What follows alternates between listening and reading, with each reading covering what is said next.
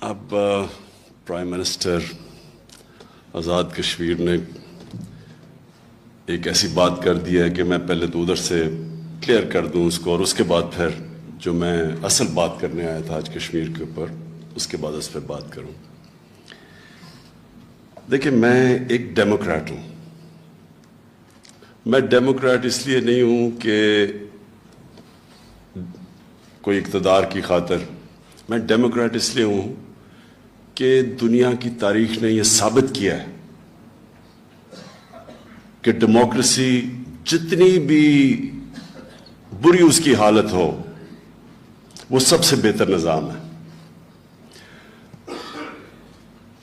Democracy واحد وجہ تھی، ایک وجہ تھی جس کی وجہ سے علامہ اقبال کہتے ہیں، شاہ ولی اللہ کہتے ہیں کہ ڈیموکریسی مغرب میں آ گئی اور مسلمانوں میں بادشاہ خلافت مدینہ کی ریاست کے بعد بادشاہ آ گئی، اور مغرب ہمارے سے آگے بڑھی اس لیے کہ وہاں ڈیموکریسی آ گئی اور ہمارے پاس بادشاہ آ گئی۔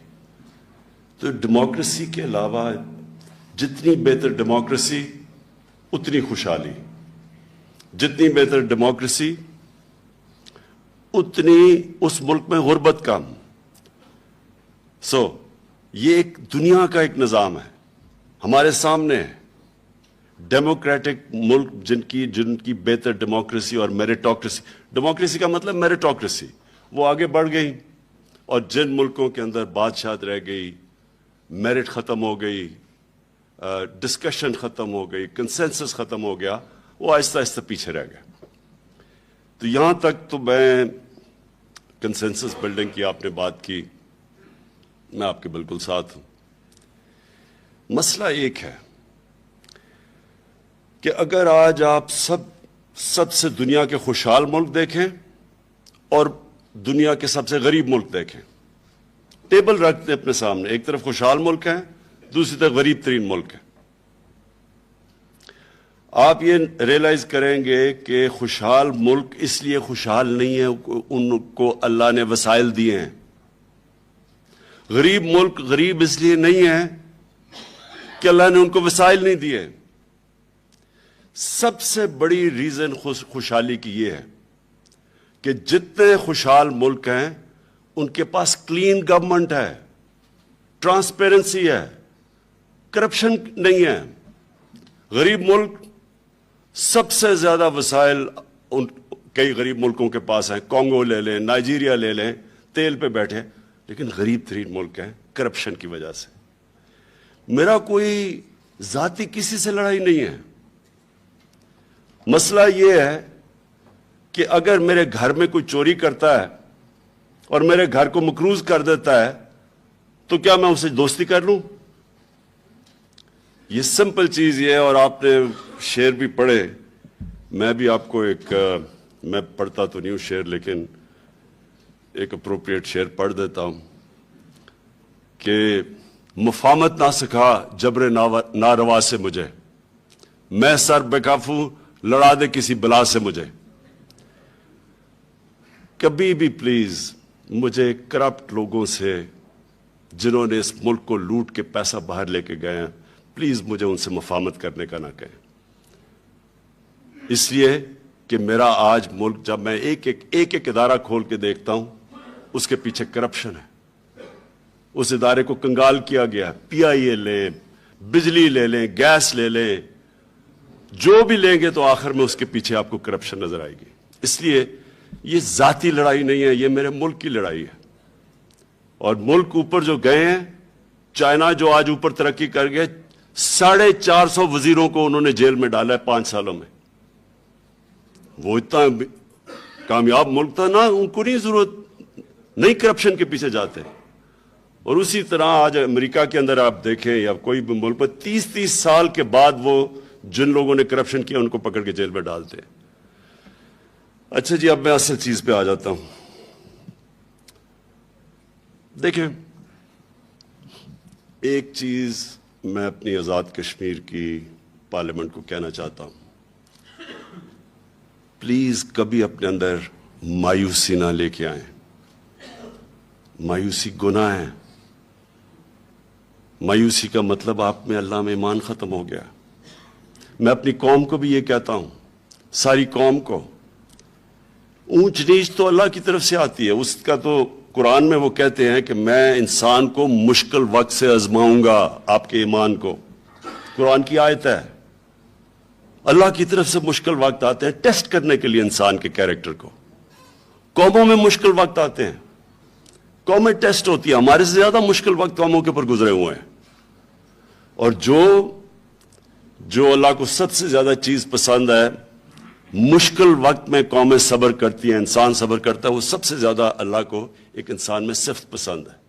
मुश्किल वक्त है, लेकिन मेरे में कभी पहले दिन से आज तक कभी कोई शक नहीं हुआ कि इंशाअल्लाह इस मुश्किल वक्त से हम निकलेंगे भी और एक बड़ी अजीम कौम बनेंगे। मुझे इसमें भी कोई शक नहीं कि जो नरेंद्र मोदी ने 5 अगस्त आज से 6 महीने पहले कश्मीर में जो कदम उठाया है, मैं समझता हूं कि ये अब जिस तरफ ये सारा इस कदम की वजह से जिस तरफ अब कश्मीर जाएगा, ये मेरा ईमान है कि ये अब कश्मीर आजाद होगा। और मैं ये क्यों कहता हूं? ये मैं इसलिए कहता हूं कि अगर वो ये ना कदम उठाता, दुनिया को हम कुछ भी नहीं कह सकते थे। पिछली 5 अगस्त से पहले भी जुल्म कर रहे थे कश्मीरियों पे। ये जो पैलेट गन्स इस्तेमाल कर रहे थे, जो कश्मीरियों के हर दूसरे दिन शहादत होती थी कश्मीरियों की, नौजवानों की, लेकिन दुनिया को कोई फिक्र ही नहीं थी, कोई नहीं सुन रहा था। कौन सी हमारी गवर्नमेंट ने किस फोरम पे उठाया था ये, जब वो जुल्म हो रहा था। लेकिन 5 अगस्त को मेरे ख्याल में एक अंग्रेजी की टर्म है फेटल मिस्टेक, वो गलती कर बैठा है जिससे अब ये पीछे नहीं हट सकता। गलती ये है कि इसने, और क्योंकि मैं ये भी आपको बता दूं कि इसलिए कि एक बहुत बड़ा मैंडेट मिल गया। मैंडेट कैसे मिला इलेक्शन का? सारी इलेक्शन की कैंपेन उसने पाकिस्तान के खिलाफ की, और पाकिस्तान को कैसे सबक सिखाएगा, हिंदू नेशनलिज्म को ऊपर लेके आया।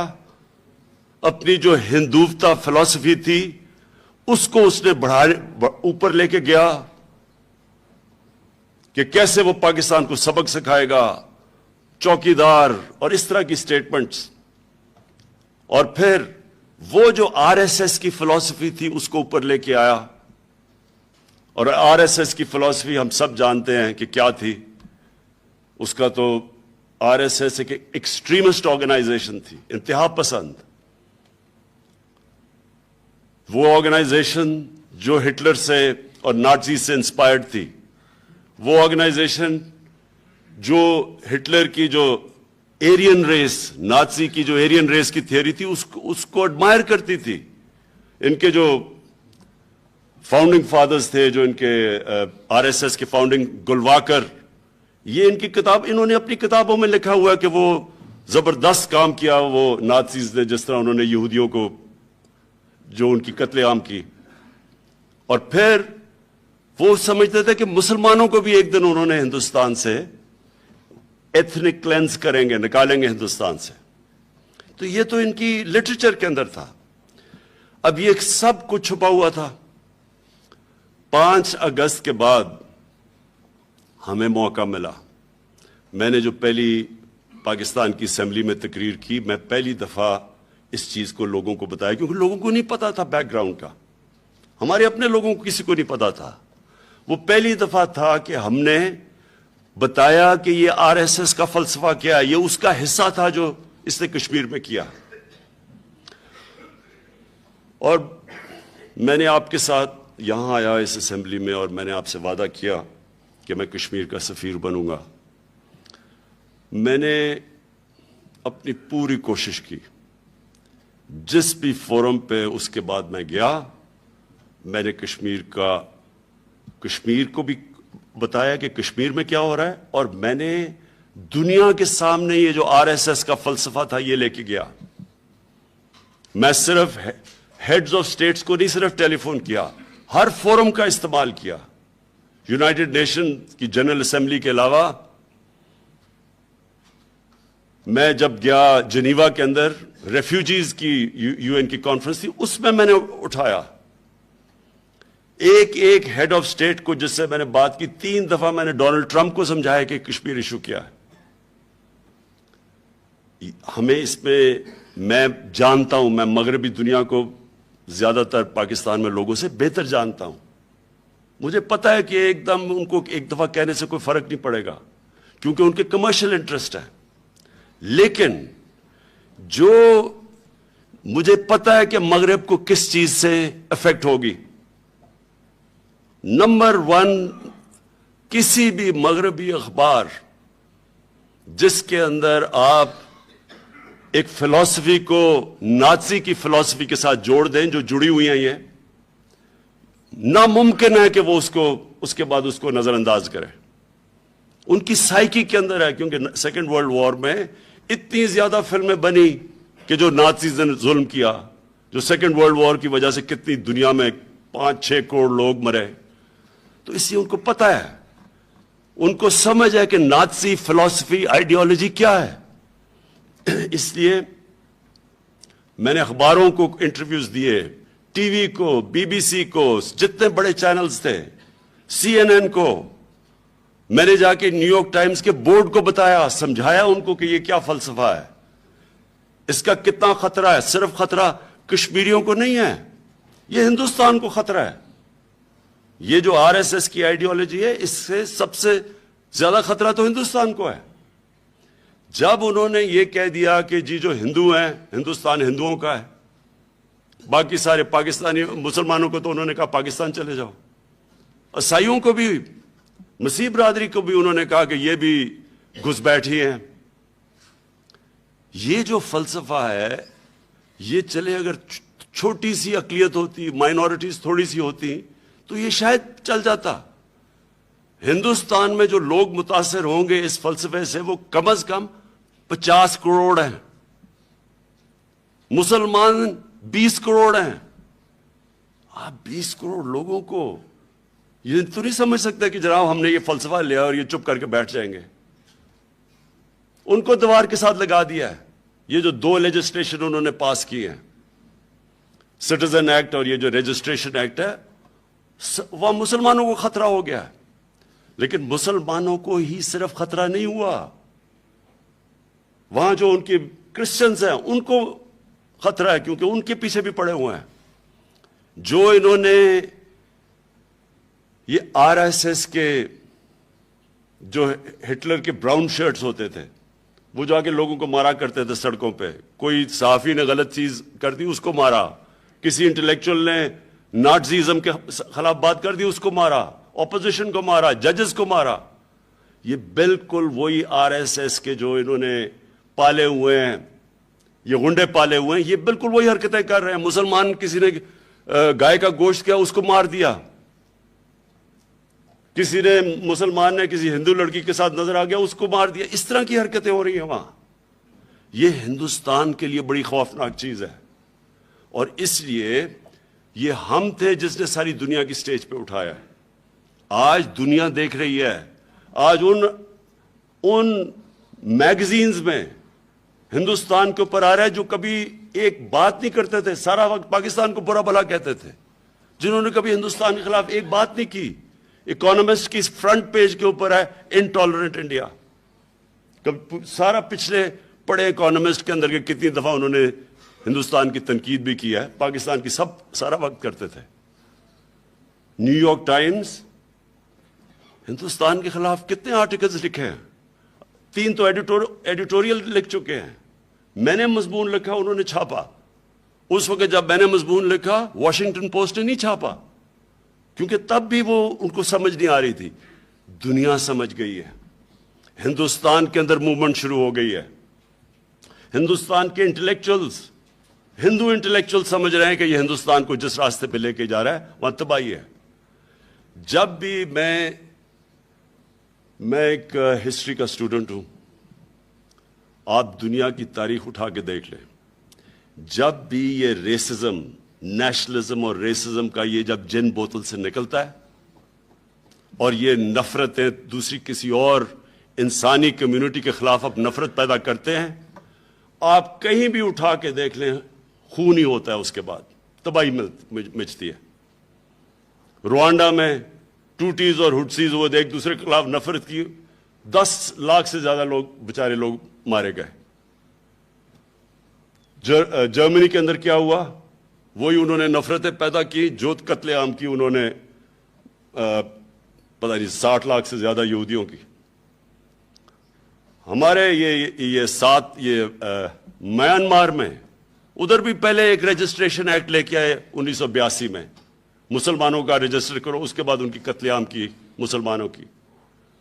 हमारा कराची में देख लें, नफरतें फैला दी एक दूसरे लसानी बायस पे, कराची का तबाही करके रख दी, कितने हजार लोग मारे गए कराची के अंदर। ये जब भी आप नफरतों के ऊपर कोई आइडियोलॉजी बनाते हैं, ये हमेशा इसमें खून खराबा और तबाही होती है। और ये हिंदुस्तान में, हिंदुस्तान को खतरा है अब इससे। मैं अपने लोगों को कहता हूं, मायूस नहीं होना चाहिए आपको। हाँ, मुश्किल वक्त है, और सबसे ज्यादा तो हमें तकलीफ है इस वक्त जो 80 लाख कश्मीरियों से हो रहा है। लेकिन मेरा ये ईमान है कि ये तकलीफ तो वो सह जाएंगे। तकलीफ तो पहले भी उनको काफी थी, बुरे हालात तो पहले भी थे, लेकिन ये अब जिस तरफ जाएगा, और इंशाअल्लाह अब हम सब का काम है कि इसको हर इंटरनेशनल स्टेज के ऊपर, मेरे अलावा हमारी पूरी, अब हमारे डेलीगेशंस जाएं जो दुनिया में टारगेटेड, चुन चुन के स्टेजेस के ऊपर दुनिया को आगाह करें। और ये जो चीज है, ये अब पीछे हट नहीं सकता। जिधर नरेंद्र मोदी हिंदुस्तान को ले गया है, पीछे अब नहीं वो हट सकता। पीछे हटेगा तो जो ये एक इंतहा पसंद हिंदू नेशनलिज्म का उसने जो जिन बोतल से निकल गया है, ये वापस नहीं जाता बोतल में। पीछे वो हट नहीं सकता। आगे जाएगा तो आगे एक बहुत बड़ी रेजिस्टेंस अब उसको मिलनी शुरू हो जाएगी।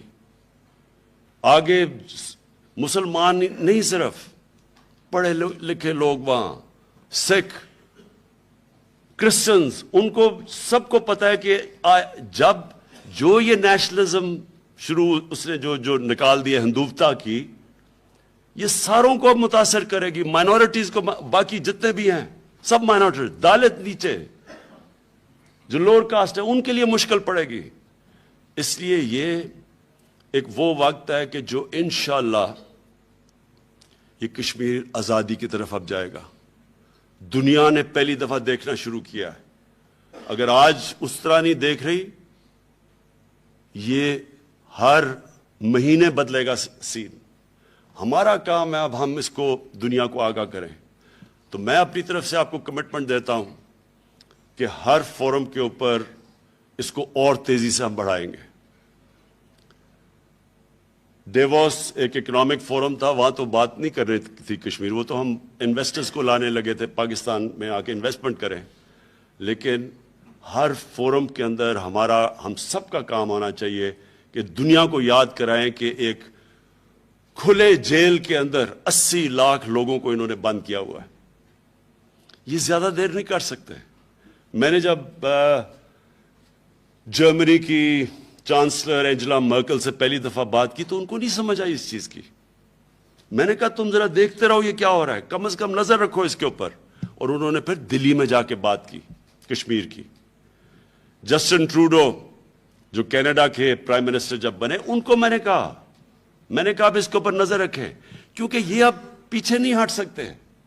इसलिए हमारा अब काम है कि दुनिया को आगाह किया जाए, इस सारी दुनिया को बताया जाए। और ये जिधर ये आगे बिगड़ेगा, ये हिंदुस्तान का भी सिचुएशन बिगड़ेगा। जो वो अब एक डेस्परेशन में نریندر مودی نے کہا جی ہم 11 دن کے اندر پاکستان کو فتح کر سکتے ہیں. ایک ملک کا سربراہ اس طرح کی سٹیٹمنٹ دے جب دونوں ممالک کے پاس ایٹمی ہتھیار ہوں تو وہ تھوڑا سا وہ نارمل نہیں ہو سکتا. آدمی کوئی ایک نارمل انسان اس طرح کی بات نہیں کر سکتا کہ میں 11 دن میں فتح کر لوں گا. یہ اس کا صرف مقصد یہ ہے کہ وہ جو اس کا ہندوتا کا بیس ہے ان کو خوش کر رہا ہے, کیونکہ وہ جتنا ہندوستان میں اب انتشار بڑھتا جا رہا ہے وہ ایک انگریزی میں سینگ ہے کہ the last refuge of every scoundrel is patriotism. یہ نیشنلزم کے پیچھے چھپتے ہیں پھر جا کے کہ میں جی 11 دنوں میں پاکستان کو فتح کر لوں گا. ادھر سے ان کا آرمی چیف سٹیٹمنٹ دیتا ہے کہ ایک اشارہ اسمبلی ہماری پارلیمنٹ کرے تو ہم آزاد کشمیر کو فتح کر لیں گے. گھبرائے ہوئے لوگ ایسی سٹیٹمنٹس دیتے ہیں اور گھبرائے ہوئے وہ ہیں اس وقت, وہ پھنس گئے ہیں. میں اپنی آزاد کشمیر کی اسمبلی اور اپنے لوگوں کو ایک چیز سے آگاہ کرنا چاہتا ہوں. کسی صورت ہمیں ایک ٹریپ میں نہیں پڑنا چاہیے. ان کی اب صرف کوشش ہوگی, میں ابھی پیشن گوئی کر رہا ہوں کہ جی یہ پاکستان سے دہشت گردی آ رہی ہے اور اس کو پاکستان کی دہشت گردی کے نام پہ یہ تشدد اور ظلم کریں گے کشمیر کے لوگوں پر. ابھی وہ اس لیے نہیں کر سکتے کہ ساری دنیا دیکھ رہی ہے, اور اگر یہ دنیا کو نہ ہم آگاہ کرتے تو آج ظلم کر چکے ہوتے, کیونکہ ان کا تو اسٹیٹڈ ایم ہے کہ انہوں نے کشمیر کی ڈیموگرافی بدلنی ہے. انہوں نے تو مسلم میجورٹی سے مسلم مائنورٹی کشمیر کو بنانا ہے. ان کی تو پالیسی ہے یہ RSS کی. لیکن وہ پھنس اس لیے گئے ہیں کہ دنیا اس وقت دیکھ رہی ہے کشمیر پہ, اور ہمیں کوئی کسی قسم کو ان کو موقع نہیں دینا چاہیے. یا تو وہ ڈائیورژن کے لیے فالس فلیگ آپریشن کریں گے جس طرح انہوں نے پلوامہ میں کیا ہے, یا وہ کہیں گے جی وہاں دھماکہ ہو گیا اور کشمیری بیچارے لوگوں کے اوپر جو آگے مشکل میں ان کے اوپر ظلم کریں گے. اس لیے یہ پولیٹیکل فائٹ اور ڈپلومیٹک فائٹ ہے, اور یہ میڈیا کے اندر فائٹ ہے.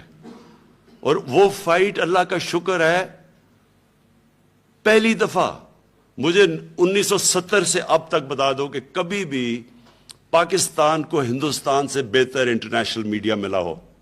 یہ پہلی دفعہ ہے کہ انٹرنیشنل میڈیا کا رجحان پاکستان کے موقف کی طرف ہے, اور وہ ہمیں ان کو کسی صورت ادھر نہیں جانا چاہیے کہ وہ کچھ بھی وہاں دھماکہ ہو اور یا کروا کے اور کہے جی ایک ورڈ استعمال کرتے ہیں اسلامک ٹیررزم.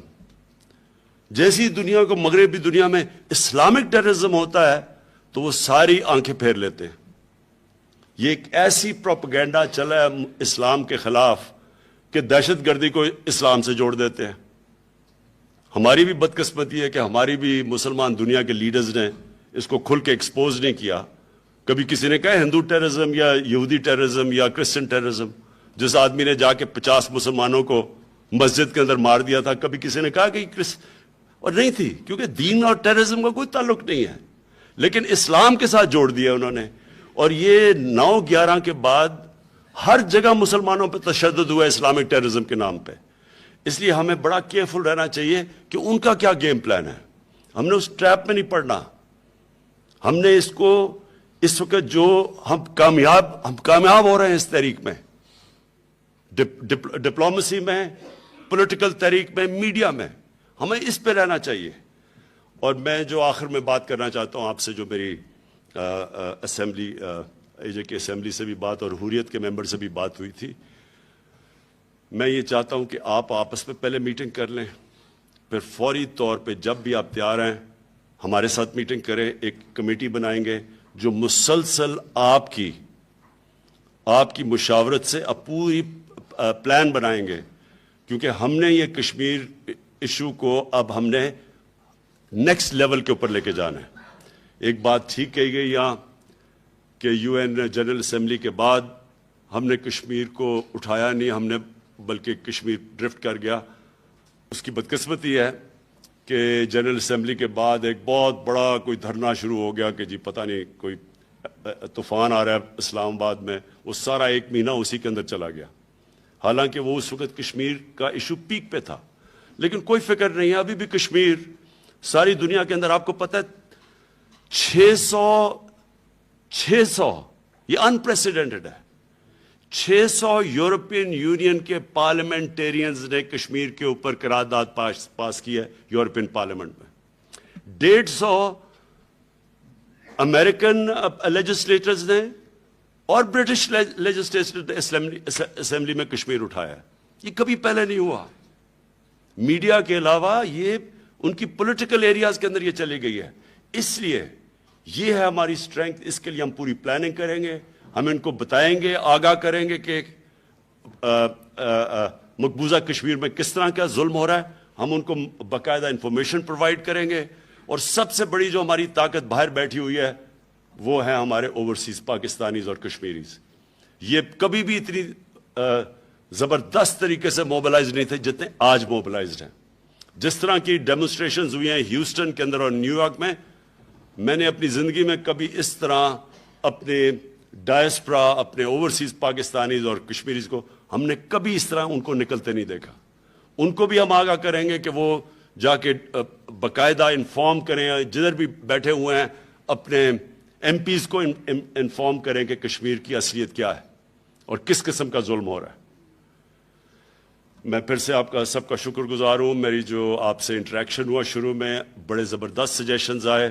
میں یہ آپ سے امید رکھتا ہوں کہ آپ آگے بھی ہمارے ساتھ انٹریکشن رہے گا اور ہم ایک مل کے یہ موومنٹ چلائیں گے. اور میں پھر سے کہتا ہوں کہ انشاءاللہ یہ جو 5 اگست میں کر گیا نریندر موڈی، انشاءاللہ یہ ہے راستہ کشمیر کی آزادی کا. شکریہ. بہت شکریہ.